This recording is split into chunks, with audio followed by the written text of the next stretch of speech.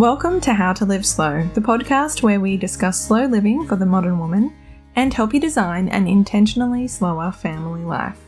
I'm Rachelle Glendon, your personal slow living coach and host of this podcast. I know all about busy, but I love living slow. Enjoy the show.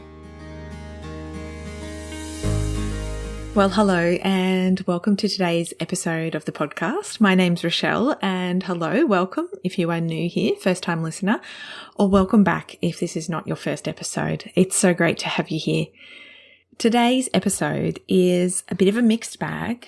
And now, if you follow me on social media or you're on my email list, you might already know that I have fled the country.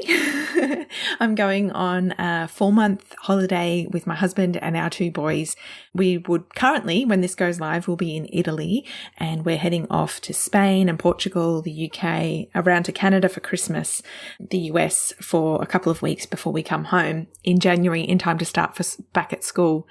It is the trip of a lifetime and something that I have dreamed about since, well, forever actually. I always envisioned myself as someone who would spend some time overseas and, you know, life has its way of working its magic and this is our opportunity to take a little bit of a sabbatical. Way back in 2015 when I was pregnant with my first son, I listened to the audio version of a book called Notes from a Blue Bike by Tish Oxenrider.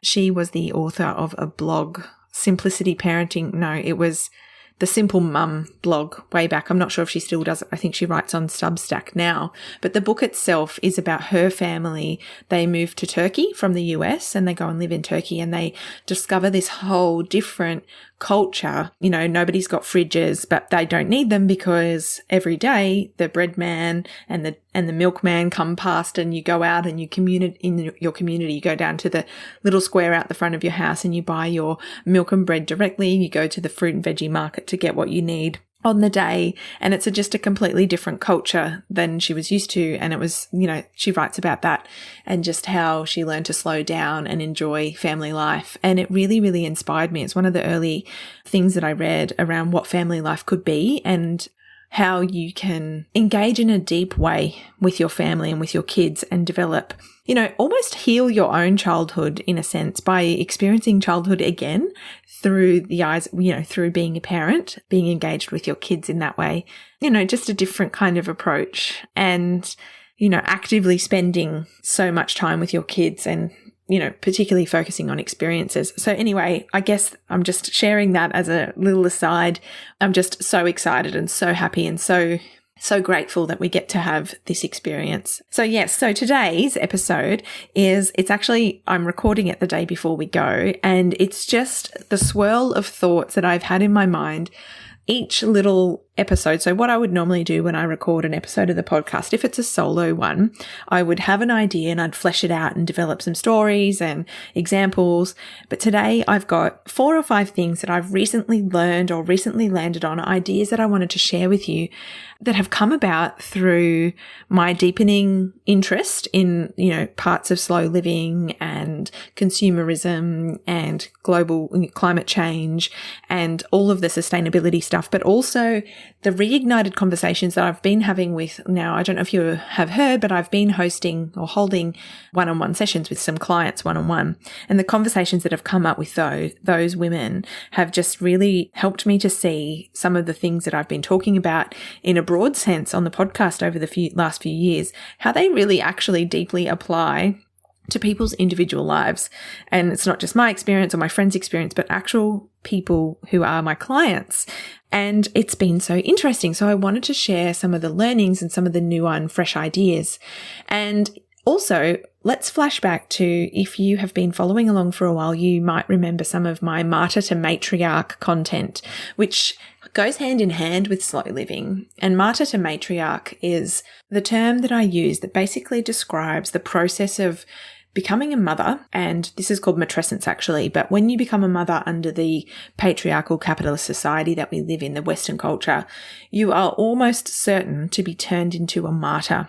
And that is the idea that you have the perfect mother myth and you're wrapped up with mum guilt, and it feels like you're always doing things for others and you never get time to yourself. And then if you want time to yourself, then you feel bad about that. And you feel this pressure to both work like you don't have kids and parent like you don't have a job, and all of this mixed up, stuff. And it affects our marriages and our relationships. And we feel like, somehow our identity is that of mother and we lose ourselves. You might recognize some of that. It sets us up to feel rage, resentment, the pressure of expectation.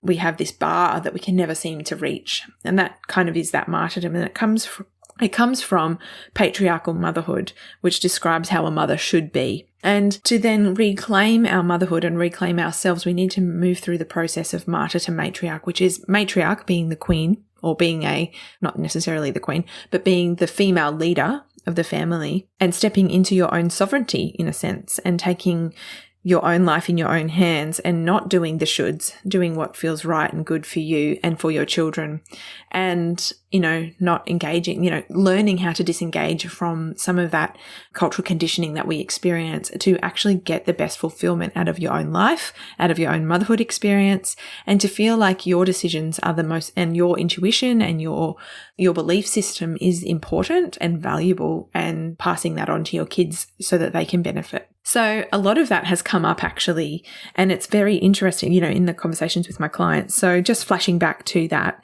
And I want to talk about this specifically with the mental load, and how the mental load is something that we talk about wanting to share, and how can we get our partners to take on some of the mental load. So we don't want them to just necessarily wash the dishes or cook dinner.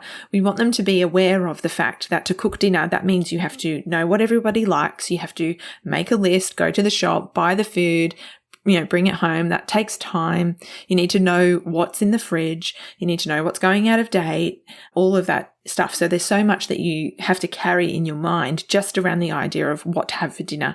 And, the cooking of it is like the last part, but it's the most visible. So it seems like the only thing that goes into it is go to the fridge and get the food out. But we want to be able to, that's just one example. And then it goes to clothes and washing and school and sports events and everything. There's so much around, we have to carry and remember and do and organize for our families. I know that there's a big desire for us to figure out a way or a method or a plan to share that, so that we can put down some of the mental load and feel supported and seen and understood for what we do within our families, particularly by our partners. We want them to kind of step up and help. And that's a dynamic that plays out a lot. And something that I've had the realization of, so I bet basically this episode is just going to be lots of little snippets. One thing about the mental load is that I actually don't think that even if you did get a partner, or get your partner to share 50% of all of that, it would still feel like the mental load is heavy and overwhelming, because I actually think there's parts of the mental load that keep us stuck, that are outside of just that. There is that weight of expectations. Even if you get your partner to share 50% of, maybe he does know what's in the fridge. Maybe he does remember to, he picks up the groceries on the way home from work, or maybe he does take full responsibility for organizing the kids' sports or whatever. There is some level of guilt wrapped up in that, because society and that patriarchal motherhood says it should still be you doing it. So even if you do find someone you do have someone who shares the actual doing of the tasks, it's the guilt that we carry around the fact that we have a partner who is helpful, and how somehow that makes us not as capable, or we're not living up to the standards of motherhood. So we're still carrying that mental load of the guilt around that. We're still carrying the shame of that. We're still carrying the weight. And that's the part that we can't share. We can't share the mum guilt. We can't share the shame. We can't share the weight of expectations of, when people have come to visit us and we feel guilty because our house is a mess, and we feel like, well, they're not going to judge my partner. They're of course going to judge me because, I'm the woman. So that's what I've really realized, is there is part of the mental load that you can't share, And that's those things, the mum guilt and the shame and, the rage.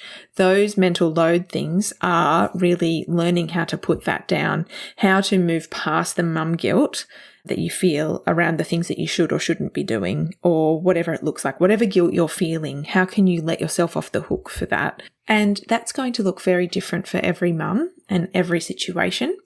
And to my next point, which is related to that, is that so often the next step of learning how to put down the mum guilt and let yourself off the hook is to kind of work on that inner healing and work on those shoulds and that martyr mothering that we kind of all get stuck in. How can we disengage from what we think, behaving in ways that we think we should, and start mothering in the way that feels good for us? And that is the inner work of motherhood. And it's common for mums to go on that inner healing journey, particularly when we have wounds and traumas and generational patterns that we don't want to pass down to our kids. That's a very common dynamic that I see, and that I see not just in my clients, but even on Instagram and just in conversation with friends, is that we really want to undo those patterns of behavior. And this is another place where we can get really stuck when it comes to martyr mothering, because we do this work and, because we felt neglected as kids, or we felt like our parents were really controlling, or they weren't protective enough, or whatever dynamic you had. So all the inner work that you do to heal that, ironically enough, won't work if you're doing it for your kids. Like, they can be the inspiration for getting started with a healing journey, but if you're doing it for them, you just will not get the results. You have to do it for yourself. It'll feel like you're failing, and you'll come up against challenges. Like, you'll start to repeat the same patterns just from a different angle, because, you may even feel even more resentful towards your kids because they might not behave in the way you expect. You're like, I'm doing all this healing work and you're still behaving this way, and you don't appreciate all the work I'm doing. But if they don't appreciate the work you're doing, I think that that's a sign that you're doing a really good job, because they don't have the experiences that you had. They, if you've come from, a family that didn't have a lot, and now you have a lot, and you think, oh, my kids are so spoiled, they don't appreciate anything they've got. Well, that's a good thing in a sense, because they don't know what it's like to not have it, but you do. So you're expecting them to be appreciative of the things that they've got because you know what it's like to not have it, but they don't know what it's like to not have it. So as hard as it is to accept, the less. And you still want to teach your kids to be grateful, but in a sense of like, the more that they just, blind to the fact of how good their life is, I think in one way it's kind of that you can see that as you doing a really good job. But you can't then expect them, that's the work of motherhood, is to love your kids, provide them the best life possible, but then not expect from them to be thankful, not expect for, and then they will be thankful in return down the track when they they will come to their own realizations about how great of a mum you are, but you can't do it to get that thanks. You need to do it because you love them and because they deserve it, and not for their approval. And that's where that, your kids technically don't owe you anything. And because, if you're waiting for them to approve of you and say thank you and to appreciate all the inner healing work that you've done, you're likely going to get the same results that you're trying to avoid by doing the work. And because at the core of it, you're still doing that work to please others. You're still doing it to be good enough in others' eyes and to get their approval. Whether those others are your kids or whoever it is, you're still technically, if you're really honest with yourself, doing it so that someone will come along and say, okay, you've done a great job there. You're now worthy of everything that you've ever wanted. But, if you can get to the place where you're the one who gives you the thanks and the praise, that's where you step into matriarch energy, when you know that you deserve to take ownership and leadership in your own life, and that you deserve that deep self-care and self-respect because of the work that you've done. That's being a matriarch. So healing for yourself is the only way that your kids will benefit from the work that you're doing. So there's that. And then related to that as well, so we're kind of going on a little meandering journey here. Related to that as well is the myth of balance being a myth. I really believe that it is, because, and here's how it's related. So our bodies are always in a constant state of seeking to get back to balance. It's called homeostasis. And I really think that being in balance is exactly where we need to be trying to get to. And I think that people say the myth that balance is a myth. You can't have balance. You've either got to focus on one thing or another. Yes, in the short term, that is true. But we always, our lives need to always be swinging back. Our focus should be coming back into balance. And here's an example of that. So if you, for example, had very controlling parents and they told you everything to do, everything to eat, where to be, and they were really strict with you, you may then, without realizing, think, okay, well, I'm not going to do that. And I'm going to do the complete opposite. So you swing the pendulum right to the other end of the spectrum and you go, well, being controlling didn't work. So I'm actually going to be really, permissive. I'm going to let my kids make the decisions. They have autonomy over their own lives. Do you know what you've just done really is you've passed the control from your parents to your kids and still you're the one that's being controlled. Where if you swung the pendulum to the middle, back to balance, it would be, I'm the matriarch in this family. There are things that you are allowed to have autonomy on, but I'm the mother and I know at this point, it may not be the right decision in the long term, but at this point, what feels right for me is for our family, I'm making this decision. You can or you can't do that thing, or that's not available for our family, or whatever it is. And, obviously this is a very broad sweeping statement, but if you think about it really, and you think about how that dynamic that you're trying to avoid by doing the complete opposite gets you the exact same result, just in a different way, then doing the opposite of what you experienced isn't actually healing that process. It's figuring out, well, what is the better option? Where is the balance in that process? So there is value in both being permissive and having some control, but blending that together and finding the balance for your family and your unique children is, I think, where the magic is. So I really do believe, and there's so many examples that I'm just sharing one example of how this operates, but I really think that the myth of balance is doing us a disservice. And I think that is a myth in itself. And we would really benefit from recognizing some of those patterns in ourselves. Certainly I have. So the next thing I want to say, and it's actually a two-part final point, is that slow living is actually closer than you think. So what I've really realized is so often, you can't hustle your way to a relaxed lifestyle. So my dad shares this story all the time. It's one of those ones that, you just wait for whenever we have a family gathering, you kind of just wait for him to say it. And it's the story about the fisherman and the businessman. And there's this guy, so there's this fisherman on an island. I'm sure I've shared this story before, but there's a fisherman on an island and he's sitting under a tree fishing. And this businessman who's on holiday on the island comes along and he's like, hey, what are you doing? And he's fishing for a fish. And I'm going to have it for my dinner. And he's like, oh, that's cool. Hey, did you know if you put 2 fishing lines in and caught 2 fish, you could have one for your dinner and sell one? He's like, okay, cool. So what would I do with the money? And he's like, well, you could save that money up every day and then you could buy a boat. And then you could go out to the deep sea and you could fish out there and catch more fish and then you could sell those. And he's like, oh, yeah, cool. He's like, and then you could buy more boats. And then after you've got lots of boats, you could buy a factory and then you'd be really rich. And he's like, oh, okay, cool. And then if I'm really rich, he's like, well, you could retire and go and live on an island somewhere and fish of an afternoon. And he's like, well, I'm kind of already doing that.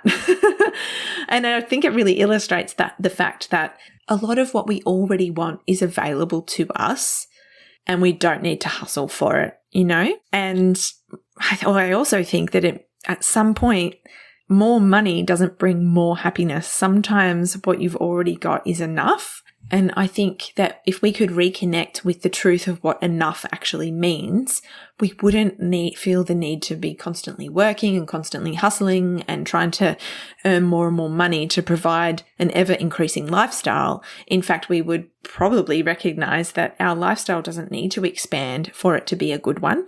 A lot of what we actually want to do once we get to a certain point is relax and, metaphorically go fishing on the beach, whatever it looks like for you. But I know that the fulfilling side of life is, yes, you get fulfillment out of work. Sometimes, maybe not everybody does, but some people have great jobs that they love. But you can get fulfillment in other ways as well by having deep, rich conversations, being part of a community, volunteering, having spare time to spend with your kids, to actually, all of that stuff. There's so much that you could consider as being a fulfilling life, which may not look on the outside to other people like a big life, but who needs a big life? I don't think we all need a big life. And that would probably do so much more for the environment and climate change if we were also much more content with what we've already got. So I challenge you to see how slowing down or the slower life or a more easy life is actually a little bit more available to you than you think. If you were to really concentrate on realizing what you don't actually need, and what are you hustling towards? And is it actually the right thing? Have you questioned that? I'm not saying that the answer has to be no. I'm not saying that you don't have to hustle or that you should stop doing what you're doing. I just mean take the time to really self-assess. I think that's a really important part of the process. Take the time to stop, celebrate, reflect on how far you've come. Have you, maybe you've already reached the goal that you first set, but because we don't, part of our linear productivity kind of focused culture is to keep pushing and to keep striving and to keep going. There's never the end point that says, all right, I've reached the goal. It's always, all right, what's the next goal? So often we don't take the time to look back and say, hey, I've achieved all of this. What bar have you accidentally, incrementally moved a little bit too far ahead from you so that it's still out of reach? And here is my final point, and this is a big one. And this is about, when you do get to the point that you've been working towards, which you inevitably will, at some point, if you've set a realistic goal to achieve a certain thing, maybe it's buying a house, paying off your mortgage in your 40s or whatever it is, when you do get there, reflect back and realize that you deserve what you've got. So often we get to that point where we're like, and that's what we're afraid of, right? We're afraid of actually getting to that end point of that goal and ticking that box and chilling out and slowing down. We're afraid to do that because that means that if I've achieved it, that means I deserve it. And we don't often believe that we deserve it. We think we deserve to be constantly striving towards it and we've got this big goal to get to. But how often do we sabotage when we do actually reach that goal? Now, I'm thinking in my own life about 3 years ago when we finally built our house. We had been working so many steps towards, buying a smaller house, getting on the property ladder, saving all of our money, not spending our money, not, staying in the country and working in our business and growing our business. And, my husband has really worked hard for a long, long time, well over a decade in our business to get to a point where we could afford to build our dream home in a great location. And we moved in, and I'm sure I've shared this story, and the night we moved in was my birthday, and I just burst into tears. Because on some level, I didn't really think that we had earned it, even though we clearly did because of the work that we had done to save up and to do that process. And riddled with the fear of what will people think? Are people going to think that I think I'm up myself because I've got this big, beautiful house? And what are people going to say? And I felt that fear and that sense of I don't deserve this. How did this happen? How could this possibly have happened? How did this, and it's the same as my holiday, this big trip that we're taking. That's been something that I've held as this pipe dream. And now, as I said, I'm recording this the day before we go. I actually feel a bit dissociated because I don't feel like this can't possibly be my life. How? But I've learned how to expand my capacity to realize that I deserve the things that I've worked for.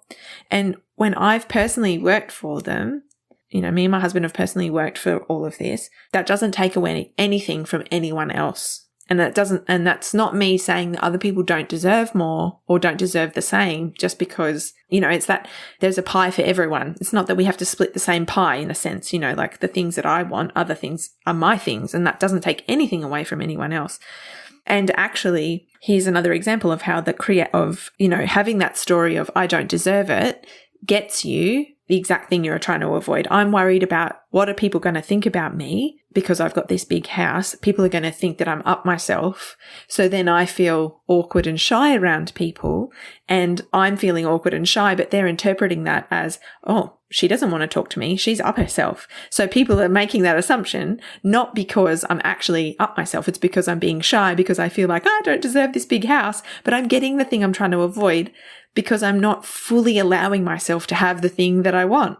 So isn't that so interesting to think about? This episode has actually turned out to be quite deep, quite a lot. Lots of little takeaways there for you. And please message me. Please send me an email. Let me know if any or all of this is resonating with you, or if you've had any ahas about this or recognize part of my story or part of what I've shared today, playing out in your own life. And I'm sure that you will, because these are conversations. I think there's about 5 things that I've just shared there, roughly, in a winding way, which are things that come up in different ways, time and again, in almost every session that I've had with my clients. These are the things that keep recurring and keep coming up. So if you have any takeaways from today's episode, please, shoot me an email. I would love to hear from you. I know I'm away, but I will get back to you.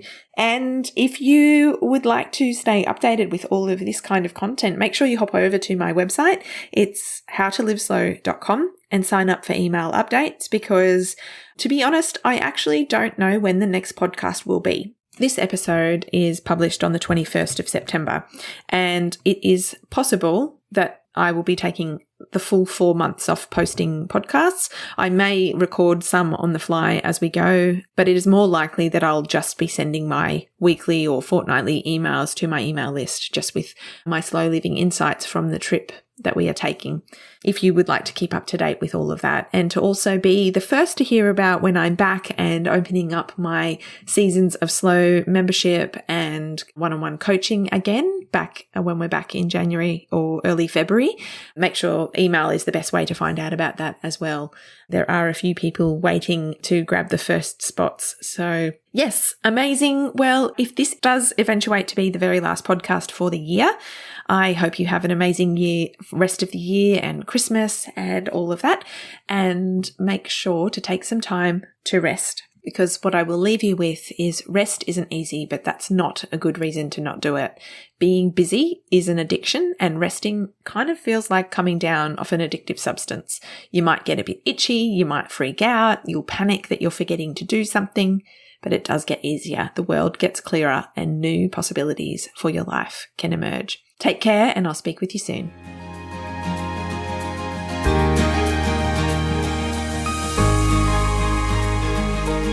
That's it for another episode. Thank you so much for joining me today. If you'd like to connect further, the show notes from today's episode, including all the social links and free resources, are over on my website, howtoliveslow.com/podcast.